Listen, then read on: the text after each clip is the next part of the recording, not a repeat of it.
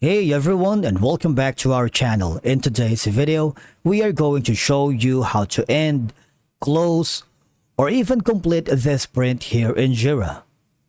Let's begin. Now, the first thing that you need to do is to log in using your credentials. If this is your first time here in Jira, I need you to click the sign up option. And from here, just follow the on-screen instructions and you're good to go. Ending, closing, or completing a sprint here in Jira is a straightforward process, but it is an essential part of managing projects.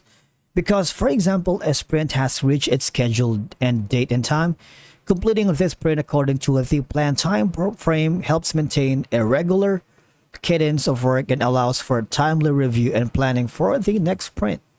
If you haven't already, you might want to go to the backlogs. And you see there's going to be an option here that says create a sprint. All right.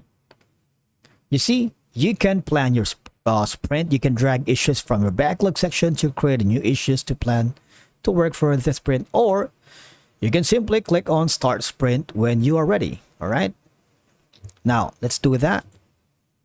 I'm going to edit this one. Maybe I'm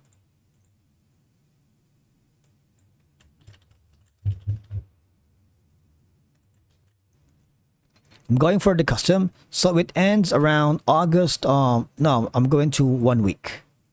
Now custom maybe, so we can end it. I'm going to select maybe August 29th, and it ends at August 30th. Click on update.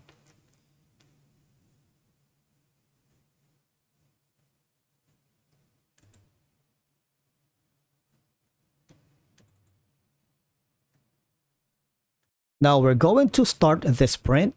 Okay, and click on start. Just wait for it and then hover back to the sprint. You see there's going to be a pop-up window or status bar that says the sprint has started. All right, so we're going to end or close it by simply clicking this option here at the upper right corner that says complete sprint. Okay, so you have more options because the sprint contains one completed issue and one open issue. If you wanted, you can go to the backlog or new sprint and just click on the complete sprint. All right. It's that easy. Now, basically, this sprint has been closed and it's already completed. All right. So now here it ensures that all incomplete work is not lost and are planned for future sprints, helping maintain progress on all outstanding tasks.